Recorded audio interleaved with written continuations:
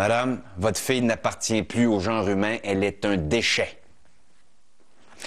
Depuis 10 ans, il prononce régulièrement des phrases comme celle-là. Elles ont fait de lui une vedette, mais une vedette plutôt controversée. Selon le point de vue où on se place, le Doc Mayou est un dangereux démagogue ou un adepte du gros bon sens. Pierre Mayou, lui, dit qu'il est simplement un paysan. Un paysan qui est aussi médecin, psychiatre et animateur de radio. Vous l'aimez, vous le détestez, peu importe. Ce portrait va vous intéresser.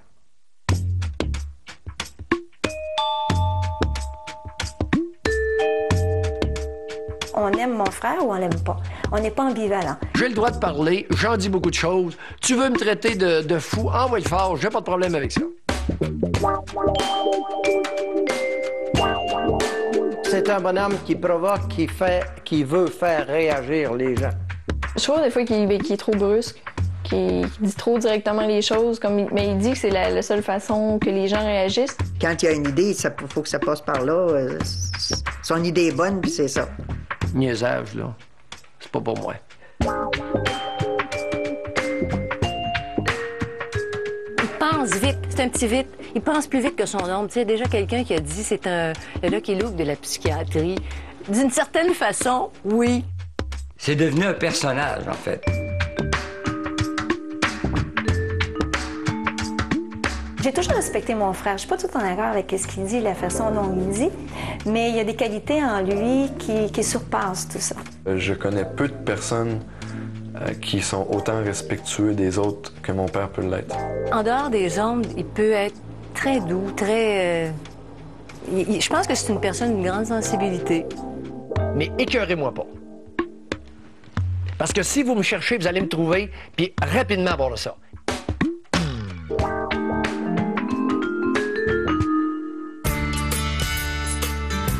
Pierre Mayou est né le 14 janvier 1949 à Normandin, dans la région du Lac-Saint-Jean. Son père, Patrick, était commerçant d'animaux. Pierre est le deuxième d'une famille de 7 enfants. Contrairement à ce que beaucoup de personnes croient, que je devais être rebelle à l'autorité. J'étais très actif et serviable. C'est les deux qualités là, qui prédominaient quand j'étais jeune. Et j'étais un enfant très facile. T'es bien agité, mais t'es pas dur à contrôler. Il était très discret. C'était une personne qui était discrète et puis il était sage. Moi, je le trouvais sage. Il était bien sensible. À propos de rien, il pleurait. Si quelqu'un il faisait un petit quelque chose, il pleurait. Il pleurnichait, puis il lirait. J'étais timide, j'étais réservé comme enfant. J'étais pas frondeur. Le jeune Pierre est doué pour les études. Mais son professeur de 5e année a la mauvaise habitude de le battre. Elle était bien autoritaire. Fort probable qu'il était peut-être agité. Là, je ne sais pas ce que c'est qu'il faisait à l'école, moi. Là. Je bougeais beaucoup en classe. Et elle, ça l'indisposait. Puis, elle, à quelques reprises, elle m'a frappé avec une strap pour que j'arrête de bouger. Puis, il n'avait pas aimé trop ça. Et moi, qui étais très sensible et très vif, toujours été très vif, lorsqu'elle est venue, lorsque j'ai vu venir la strap, j'ai tassé ma main. Et cette dame-là avait une robe serrée sur elle, puis elle était assez grassette. Son coup de fouette est arrivé sur sa cuisse. Elle ne m'a jamais retouché. Et j'ai dompté la maîtresse. Elle ne m'a plus jamais retouché. Ça a été fini. Elle a goûté à sa médecine. Rapidement, Pierre prend de l'assurance et ne se gêne pas pour partager ses opinions. Une caractéristique héritée de son père. Mon père avait le sens, c'est un type qui était extrêmement vif, et le sens de la répartie là, hors du commun. Son père avait le sens très, très, très critique également, qui remettait toujours les choses en cause. Mon mari disait sa façon de penser, comment il s'arrêtait le pape. Il aurait dit pareil. Puis Pierre est pas mal comme ça aussi. Je pense que ce qui unissait mon père et mon grand-père, c'est justement ça, c'est le désir de s'exprimer et puis de se foutre un peu de ce que les gens vont penser de ça.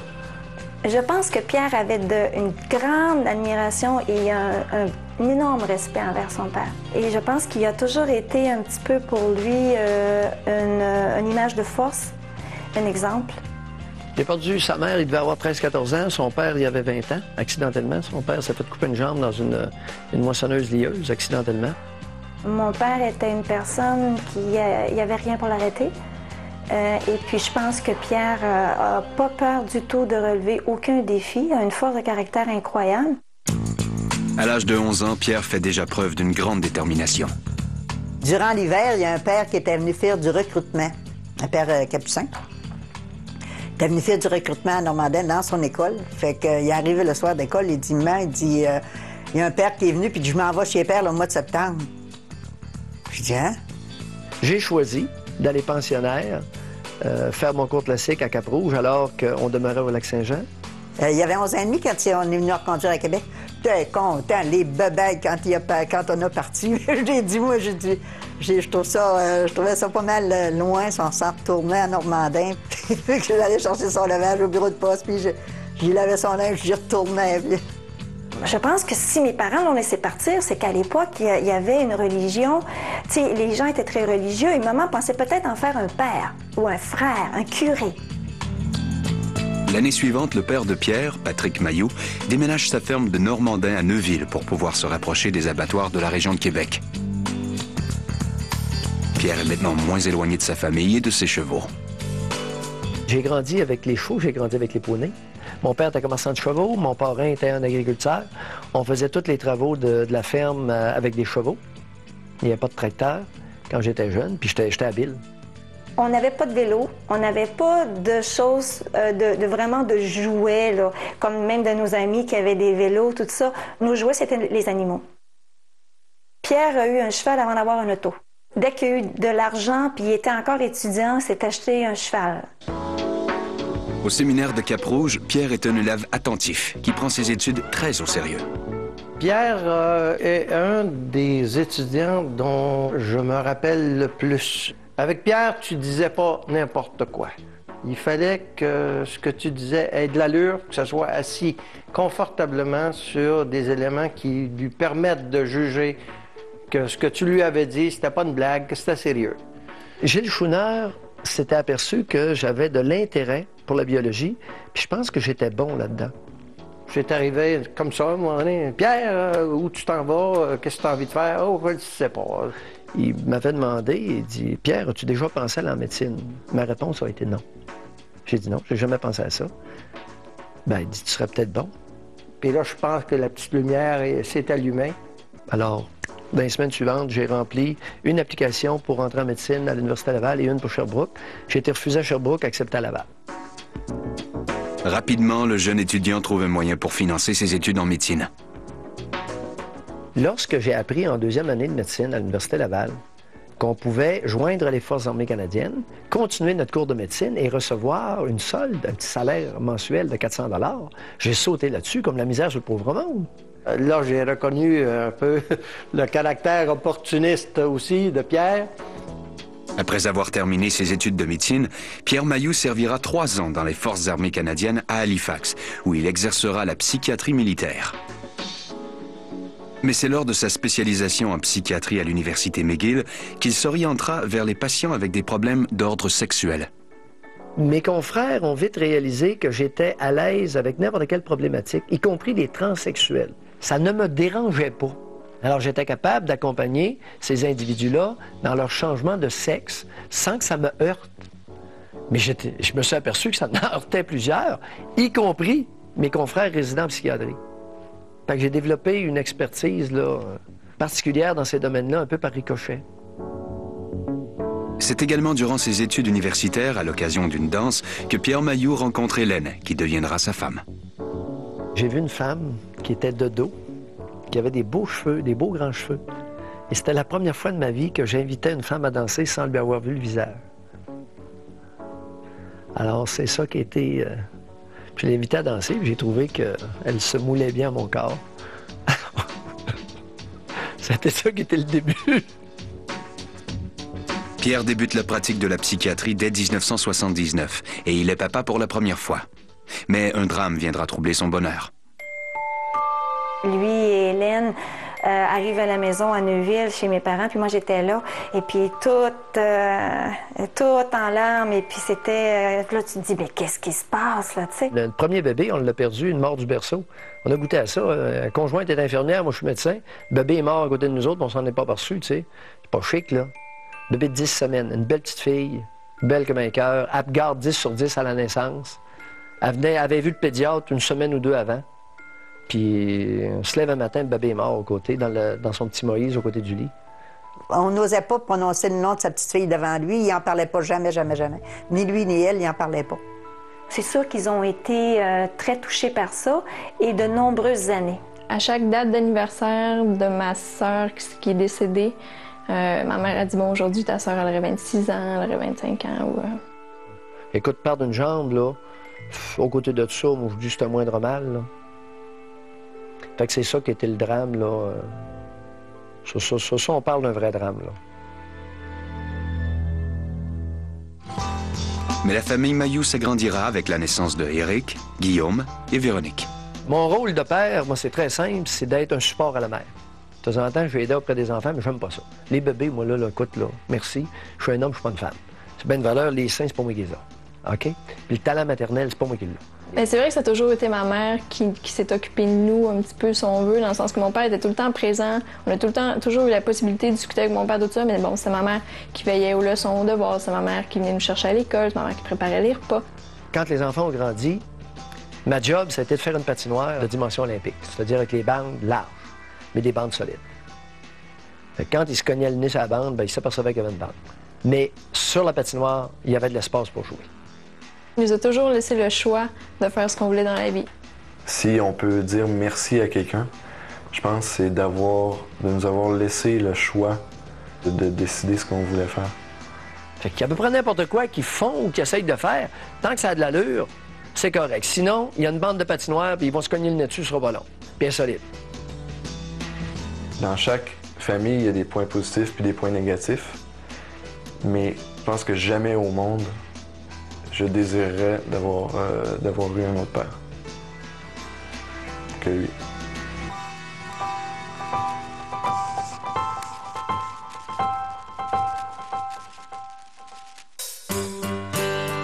Pour élever sa famille, Pierre Mayou s'établit à Trois-Rivières. J'ai déménagé à Trois-Rivières parce que ça me tentait. Il y avait une prime de 19 000 pour attirer des psychiatres. 19 000 non imposables. Écoute, ça tombait dans mes cordes. Alors, je me suis emmené à Trois-Rivières. Je me suis établi ici. Je garde des chevaux, des lapins, 56 bebelles. On a quand même une grande maison, puis l'intérieur est tout en bois. Et puis, c'est tout lui qui l'a bûché. Et j'ai fait scier 42 000 pieds de bois pour construire la maison puis l'écurie. Puis il me disait une anecdote là-dessus. Il dit, tu sais, je suis pas costaud, je suis un petit homme. Il faut penser pour transporter des gros bio comme ça. J'aimais ça atteler mes deux étalons, deux petits étalons, puis je les attelais ensemble en double pour skider puis transporter le bois. Fait que j'ai bûché ça tranquillement sur 3 ans. Pégane, bouge pas, c'est ça. Il est vraiment ancré dans les valeurs de la terre. C'est un homme simple. C'est un homme très simple. On me traite d'habitant plus souvent qu'à mon tour. Et c'est pas un jeu que je joue, je suis comme ça. Je suis un paysan.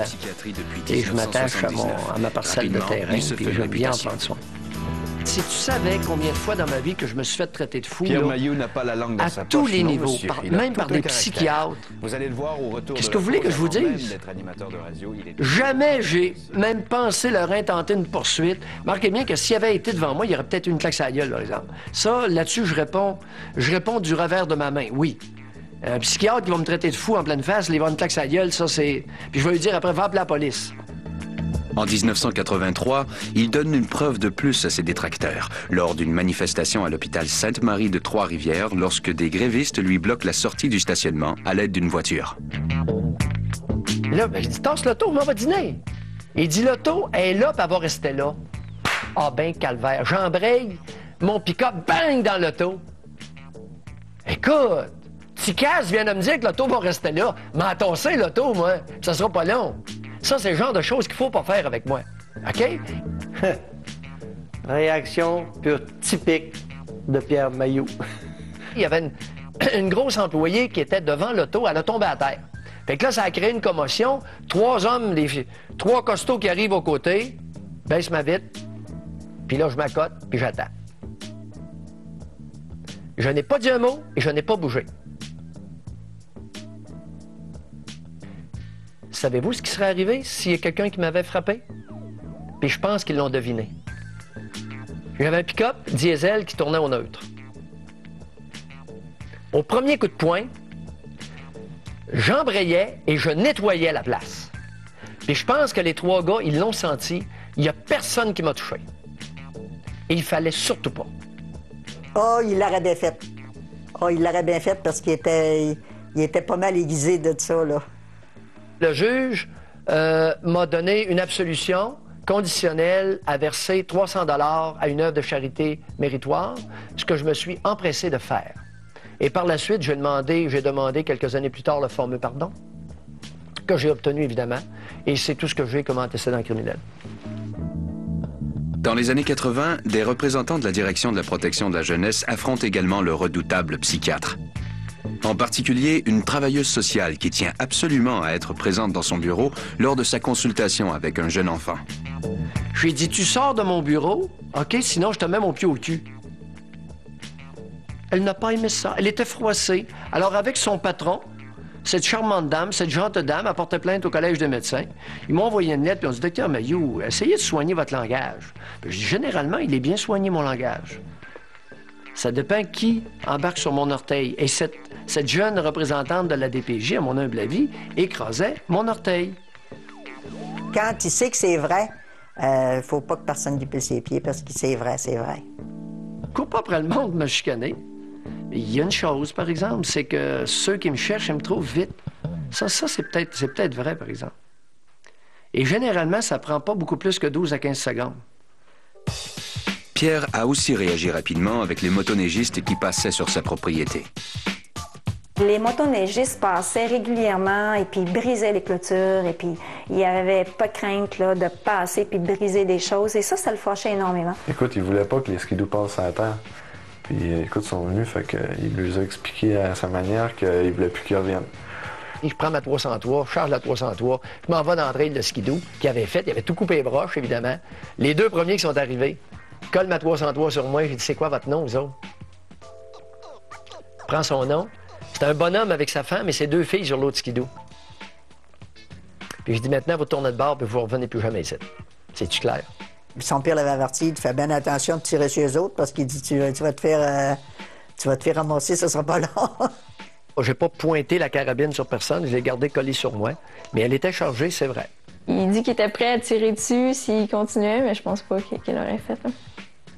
Et si on avait essayé de foncer sur moi en skidoo, ou des manœuvres comme ça, ben, je me serais défendu. Le 8 mai 1984, le caporal Lortie fait irruption dans l'Assemblée nationale avec la ferme intention de décharger son arme sur les politiciens. Cette virée sanglante se solde par 3 morts.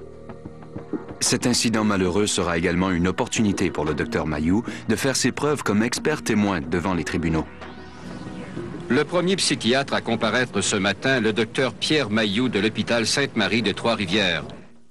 Il était un des rares psychiatres qui connaissait le monde militaire. Donc c'est comme ça qu'ils sont allés le chercher. Il a été demandé parce qu'il acceptait, lui, de se mettre la tête sur le bio pour dire que l'ortie était malade, alors que beaucoup ne veulent pas se mouiller. J'ai beau être seul contre 7, je crois que c'est moi qui ai raison. Et j'avais raison. Avec le bon travail qu'il avait fait au niveau de ce procès-là, il y a des gens qui ont redemandé après ça des expertises légales et il en a fait maintes et maintes par après. Je suis un mauvais perdant. J'aime pas perdre. Alors, quand je vois devant les tribunaux, tu peux être sûr qu'il y a beaucoup d'avocats qui ont réalisé ça. Quand je témoigne comme expert dans une cause devant les tribunaux, ils aiment ça voir Mailloux, parce que Mailloux, c'est un mauvais perdant. Et il va se forcer le derrière pour ne pas perdre. Il va se forcer le derrière pour que son point de vue soit retenu. Il va se forcer le derrière pour, s'il y a une faiblesse dans le point de vue de l'autre, il va le déceler. Ben, c'est ça, être mauvais perdant. Il n'y a pas juste des mauvais côtés, être mauvais perdant. La vie professionnelle et personnelle de Pierre Mailloux est au beau fixe. Mais en septembre 1988, un accident tragique bouleversera sa vie à jamais. J'avais accouplé une jument et il y a une dame, une Suisse allemande, qui est venue avec ses 2 filles, qui a acheté le poulain, puis j'allais porter le poulain avec mon camion, mon trailer, et eux étaient en avant de moi, puis à un moment donné, ils ont manqué de gaz. Bon. Il y avait un bidon d'essence et il a mis de l'essence dans son automobile. Et pendant qu'il vidait l'essence, il s'est fait coincer. Il y a un auto qui est venu le frapper, puis il s'est fait coincer entre les 2 véhicules. Le ZOUF, un bien-être social de 34 ans, nous avait pas vus. C'est ce qu'il a dit. Puis il nous a rentré dedans 50 000 à l'heure. Alors la mère, elle a tiré ses 2 filles dans le fossé. Puis moi, j'avais le dos tourné, ça fait qu'il m'a arraché une jambe entre les 2 bumpers, à 50 000 à l'heure. Il savait très bien que sa jambe était finie. Elle traînait, là, il traînait sa jambe. Donc, elle ne tenait que par un lambeau du quadriceps. Donc, à ce moment-là, il a tout de suite enlevé sa montre et puis, je pense qu'il a enlevé même son autre botte de cow-boy. Et puis, il a appelé tout de suite son épouse, puis il a dit « Appelle tel orthopédiste à l'hôpital, c'est lui que je veux. » Puis il dit « Je m'en viens. » Bien, après ça, bien, il était malade aussi avec ça. Il a fait une espèce d'un cancer du sang, là. Il devait avoir des injections parce qu'il y avait beaucoup trop de plaquettes dans son sang. Et ça avait des effets secondaires. Donc, ça changeait ses humeurs. Mon père se choquait facilement parce que toutes les choses qu'il faisait par lui-même, il ne pouvait plus le faire. Maintenant, fait que c'est nous qui le faisions, puis parfois, c'était pas à son goût comme lui aurait voulu. Donc, le climat était parfois tendu. J'ai vu une différence dans son état d'âme.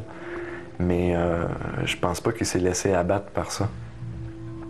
Je crois bien que s'il n'aurait pas été capable de faire de cheval, de faire de la selle, ça l'aurait peut-être déprimé, mais il disait, si je peux être capable de faire de monter sur mes chevaux.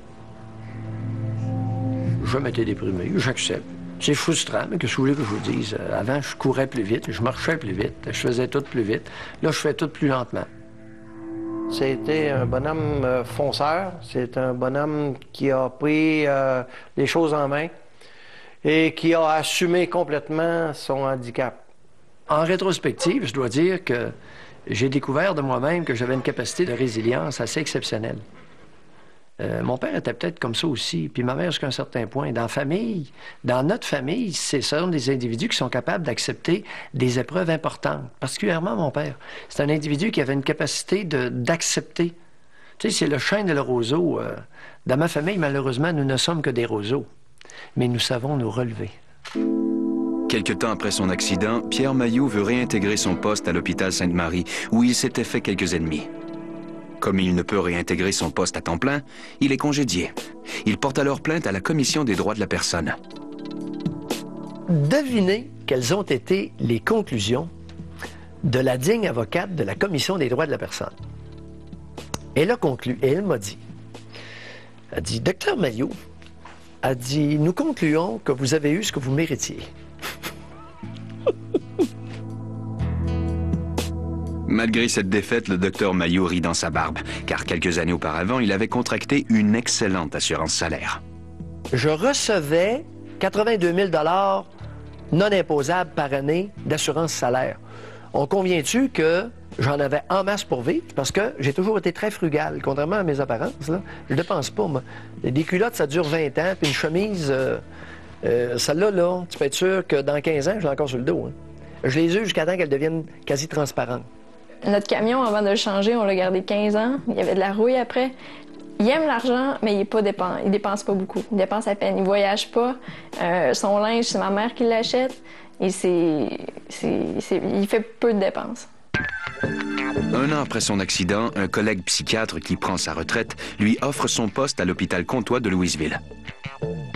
J'ai commencé là en 89 et je fais toujours des cliniques externes depuis 1989 à l'hôpital Comtois de Louisville et je n'ai jamais eu de problème gros de même. Alors, contrairement à ce qu'on essaie de faire croire, que je suis un chicanier, un conflictuel, inacceptant de l'autorité, non. Je sais ce que j'ai à faire et je ferai très bien avec les personnes respectueuses. Gilles Proulx, André Arthur, Jeff Fillion. Au Québec, on aime les animateurs de radio qui ne mâchent pas leurs mots. Mais il nous manquait quelqu'un comme le Doc Mailloux. Et c'est CKAC qui va le découvrir. Pierre Mailloux pratique la psychiatrie, continue d'être sollicité comme expert témoin devant les tribunaux et accorde de plus en plus d'entrevues aux médias. Quand il arrivait quelque chose dans l'actualité, moi je l'ai vu appeler les journalistes. Pas pour créer la controverse, mais pour exprimer ce qu'il pensait. C'est d'ailleurs de cette façon que André Chevalier, à l'époque directeur de la programmation chez Radio Média, le remarque.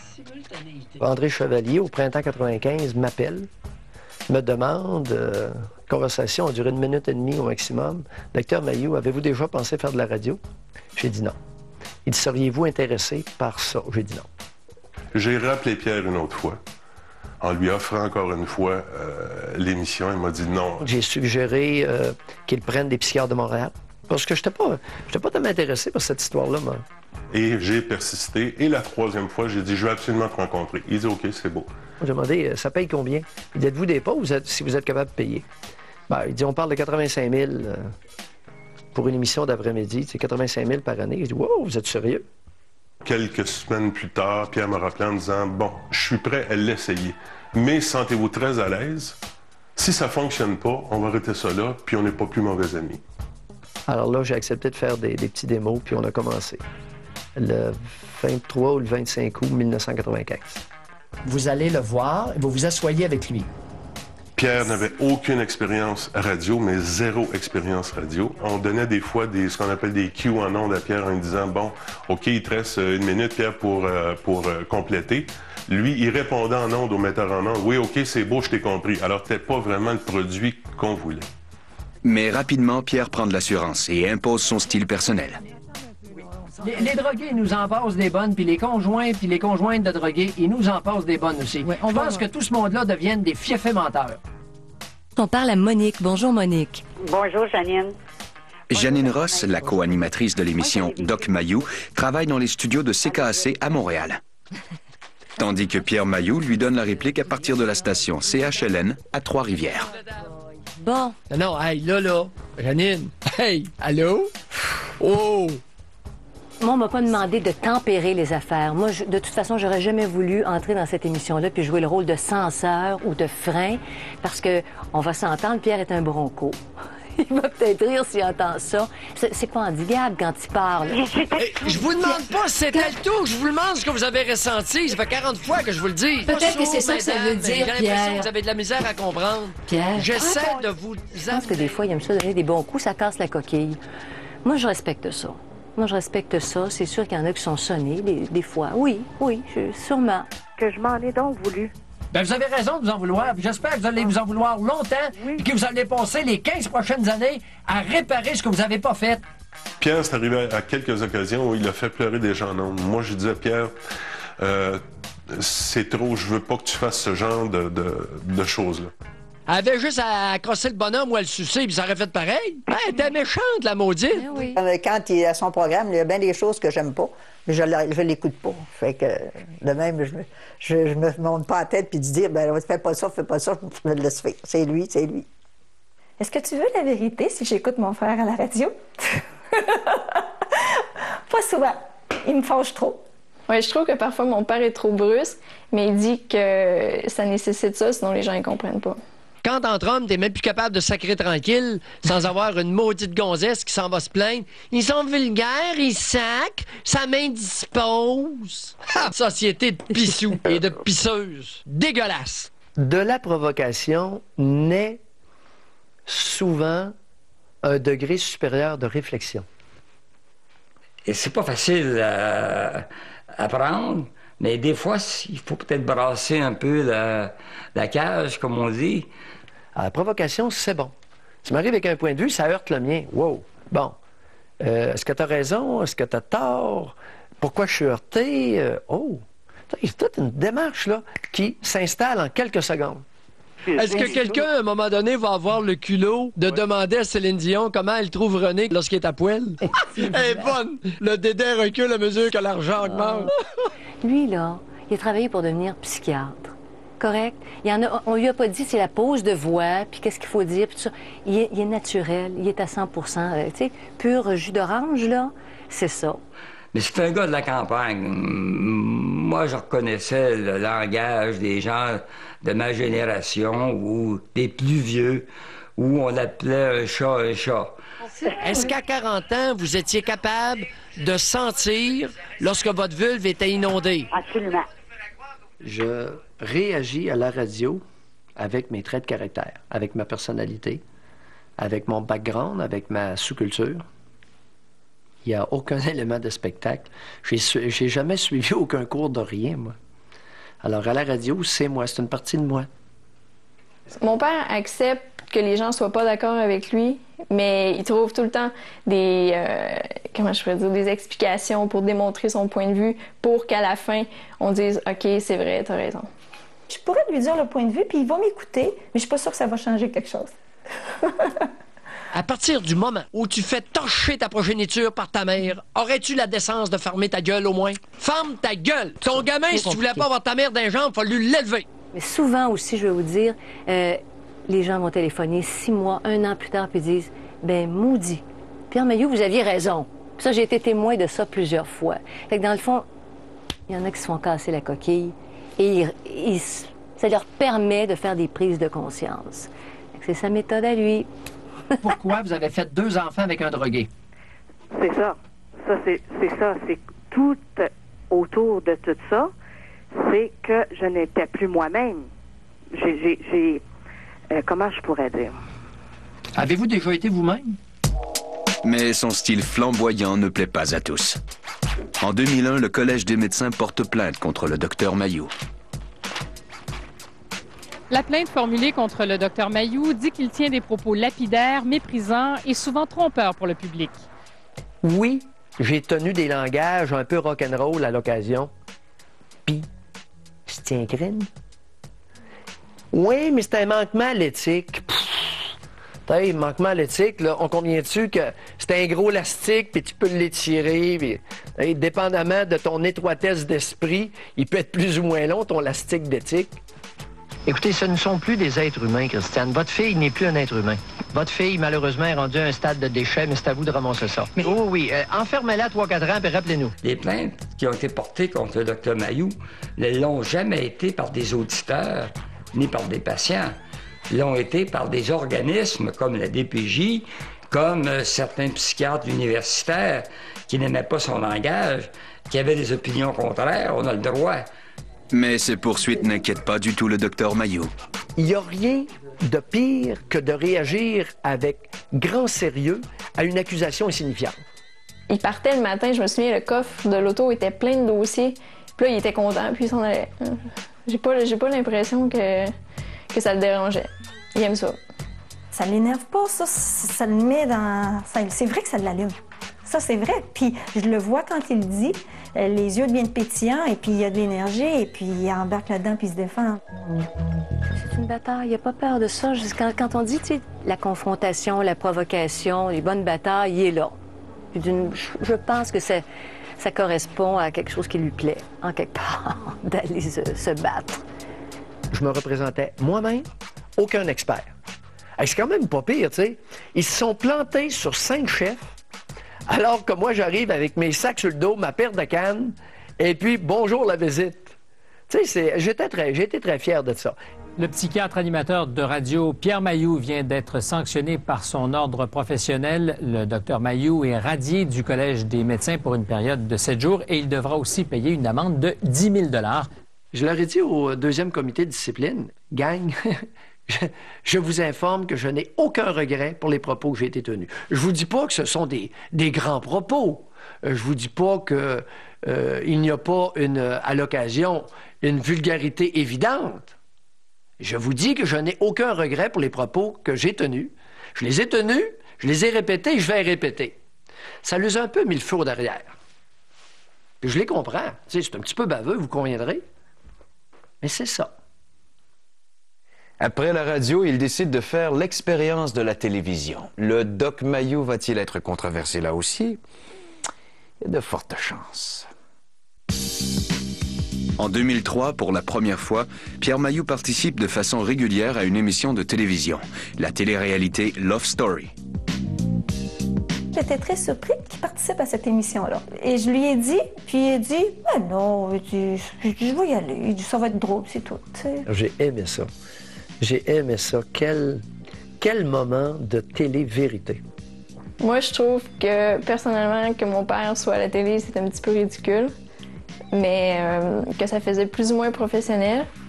C'est un laboratoire humain extraordinaire. Fait sur une base volontaire, c'est sûr que c'était une première expérience. Sur le plan légal, on aura avantage à... Ça, il faudrait, par exemple, la prochaine fois qu'on s'entoure un peu mieux pour pas que les parents qui sont offensés de mes interprétations là, puissent me poursuivre trop facilement. C'est un peu gossant, ça. Mais finalement, les lofters abandonnent leur plainte. Même si le Collège des médecins pointe du doigt le docteur Mayou, aucune poursuite ne lui est intentée. Lorsque je m'attaque à une problématique, je peux être tannant en maudit. T'sais, moi, je suis un peu comme les pitbulls en Ontario, là. Tu peux être sûr que les pitbulls en Ontario, on veut les museler, puis on veut les castrer, les museler, puis tout le kit. Et Mayou, c'est un peu pareil, là. C'est une maudite gang qui aimerait bien ça me mettre une muserolle, puis coupe les chenolles, puis tranquille, mon pitou. Un autre sujet de controverse pour le docteur Mayou, la castration volontaire chez les pédophiles. Une cause ardemment défendue par le psychiatre. Les hommes, sur le plan physiologique, ressemblent beaucoup aux animaux. Et les bonnes femmes, les dames de Saint-Anne de la psychiatrie, d'ailleurs, sont incapables de tolérer cette pensée-là, me traitent de toutes sortes de choses et affirment que la sexualité des hommes, c'est d'abord et avant tout dans la tête. Alors que moi, je prétends que l'origine de la sexualité masculine, c'est d'abord et avant tout entre les jambes. Un grand différent scientifique que peut-être un jour nous réglerons. Habitué depuis longtemps aux poursuites, Pierre Mayou a trouvé le moyen de s'en prémunir. Je me suis départi de tous mes biens. Alors, au fur et à mesure que je gagnais de l'argent, écoute, Hélène a participé à la construction de la maison. C'est elle qui l'a contractée. La maison est tatouée. Au fur et à mesure qu'on élevait des chevaux, les enfants participaient. Les chevaux sont aux enfants. Alors, je me suis ramassé en 92 avec mon vieux cheval et un vieux camion. C'est tout ce que j'ai. J'ai rien. Alors, le prix à payer pour être gueulard comme je suis, c'est de rien avoir à son nom. Rien. C'est le prix à payer. Le Doc Mayou, de retour à l'émission. T'es venu il y a quelques années. En janvier 2004, le docteur Mayou fait à nouveau la manchette. Lors de son passage à l'émission Les Francs-Tireurs, il se vante de n'avoir jamais payé d'impôts. Pourquoi tu penses que je paye pas d'impôts? Pourquoi? Parce que je considère que c'est un vol. Quand je gagne une pièce, c'est à moi ma pièce. OK? C'est pas à toi. J'ai été 30 ans sans en payer. Alors, j'ai utilisé le peu de cervelle que j'ai pour me créer des abris fiscaux. Mais les moyens pris étaient ceux aussi que la société nous permet de prendre. C'est avec son salaire obtenu lors de son service militaire que le jeune Pierre Mayou trouve un moyen de ne pas payer d'impôts. À partir du moment où j'ai eu mon 400 pièces, là, j'ai dit j'ai un salaire. Alors, puis il y avait un petit peu d'impôt là-dessus. Ça fait que j'ai commencé à acheter des animaux. 1 veau, 2 veaux, 3 veaux. Et là, j'ai commencé à vouloir élever des animaux. Et les dépenses qui étaient générées étaient déductibles de mon revenu. Par la suite, c'est grâce à l'exploitation de sa ferme expérimentale et l'élevage de chevaux que Pierre Mayou réussira à sauver de l'impôt. Si tout le monde fait comme toi, qu'est-ce qui va arriver? Excellent. Ça va être excellent. Alors, regarde les pays où on paye le moins d'impôts. Les pays qui fonctionnent beaucoup mieux. Tu sais, c'est une tradition chez nous de ne pas payer d'impôts. Alors, mon père, lui, il avait pour son dire, des taxes, j'en paye assez. Quand je gagne une pièce, c'est à moi. Je t'ai dit que l'impôt, c'est un vol. Je ne participerai pas à ça. OK. C'est-tu clair? Là, ça a pris tout mon courage pour vous appeler. Hein? Allez-y. Bon, parce que je vis... Après 10 ans d'animation sur les ondes de CKAC, son émission Doc Mayou est toujours aussi populaire. Mais son horaire chargé ne l'a pas empêché d'écrire 3 livres, de continuer ses expertises devant les tribunaux, de pratiquer la psychiatrie et de s'occuper de ses chevaux.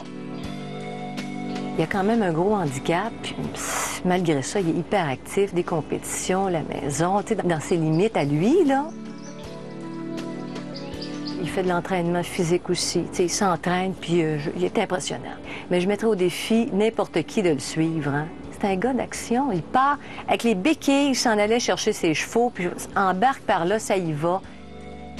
Mais cette vie active lui laisse peu de temps pour les activités sociales. L'amitié, est-ce que c'est important? Quelques amis, oui. J'aime bien avoir quelques amis, mais pas trop, parce que ça devient chalant, gossant, envahissant. Pierre n'est pas une personne qui va passer du temps avec des gens si les gens ne lui rapportent pas quelque chose aussi. Ça doit être mutuel. Lorsque je veux me reposer, je n'appelle pas des amis, je m'en vais dans l'écurie. Puis je m'amuse avec mes chevaux. Ça, c'est Aramis. Elle a 5 ans, presque et demi. J'aime mes chevaux beaucoup plus qu'un paquet d'êtres humains, bien évident. Ça ne me gêne pas de le dire. Il y a certaines de mes bêtes qui sont autrement plus fines qu'un paquet de monde. Ça. C'est peut-être pas une personne qui va parler beaucoup de ses sentiments. Parce que pour lui, quand il parle l'amour, il va dire qu'il ne croit pas à l'amour, puis ta. Mais, tu sais, dans le fond, c'est une personne que son geste va dire beaucoup. On n'a qu'à regarder son geste, puis on va comprendre qu'est-ce qu'il veut dire. Qu'il t'aime, il va mettre sa façon de le dire, mais il dira pas aux gens « je t'aime, jamais, jamais ». Malgré son côté solitaire, le docteur Mayou peut également faire preuve d'empathie. Moi, j'ai toujours trouvé que Pierre était très généreux et démesurément quand il aime pour les gens qu'il aime et pour les causes qu'il croit. Et il donnait une quinzaine de dindes à la Saint-Vincent-de-Paul pour tâcher qu'elle allait faire la distribution aux pauvres puis pour qu'il y ait du manger pour Noël. Alors, lorsqu'on veut faire de la charité, bien, tu donnes des biens de consommation courante. Il n'y a pas grande possibilité de détournement. Tu sais, je vois mal un ivrogne ou un drogué partir avec les dindes que j'ai données à sa famille puis aller les vendre pour aller s'acheter du stock ou aller s'acheter une caisse de bière. Le jeune Pierre Mayou rêvait d'être un brillant psychiatre, mais il ne s'attendait pas du tout à devenir une personnalité publique. Tu sais, être populaire, être connu, je suis connu, puis ça m'apporte rien, c'est pas ça mon kick. Mon kick, moi, c'est de sentir que j'ai peut-être changé quelque chose en quelque part. Je pense que l'opinion de mon père sera toujours utile pour pouvoir critiquer ce qui se passe, ne serait-ce que pour nous faire réfléchir. C'est à sous à Rochon avant, mais là, c'est rendu à sous à Couillard. Il se passe ça, les sous d'un à l'autre. N'importe quand que la station Radio-Média me dit « Mayou, reste chez vous, on t'a assez entendu. Pas de problème, je vous tente plus. » Mais c'est le public qui va décider, par exemple. Sachons, mesdames, remercier un bon pourvoyeur une fois de temps en temps. N'est-ce pas, Caroline? Elle fait 10 ans. La 10e saison à la radio. Hey, c'est pas chaque après-midi, chaque jour, 5 jours par semaine, à déblatérer, à faire le pit plus souvent qu'à mon tour. Mais c'est un privilège extraordinaire. Hey, je serais blessé si le public voulait plus m'entendre. Parfois, mais à l'occasion, je les comprendrais. C'est pour ça qu'il y a du monde qui chiale contre moi des fois, puis je dis pas un mot. Je les comprends. Je suis pas toujours commode, là. Qu'est-ce que vous pensez de ça, docteur? Je vous crois pas. Ça se peut pas. Pierre va continuer à faire ce qu'il aime, vivre de ses passions, et puis il va faire un vieillard très heureux, très satisfait, et des défis, il va en avoir jusqu'à la dernière minute. J'aime la psychiatrie, j'aime élever des chevaux, j'aime gueuler. J'ai rien d'autre à vous dire. Alors, j'imagine que tant que je vais avoir la santé, je vais pratiquer la psychiatrie, je vais élever des chevaux, puis je vais gueuler.